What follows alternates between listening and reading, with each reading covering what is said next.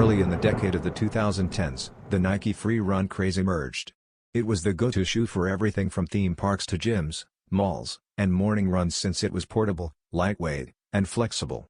In 2014, Nike launched a new version of the free Forward Moc N7 as part of their ongoing N7 program, combining their barefoot-inspired technology with a moccasin-style top. The Forward Moc was another example of Nike's N7 program, which promotes wellness and athletic activities for Native American and Indigenous cultures. The program has continuously produced innovative and well-considered designs. Now, 11 years later, Nike is reintroducing the silhouette. Official pictures of the 2025 retro have recently been released, revealing that the original black, white, and teal colorway will be used for the reissue.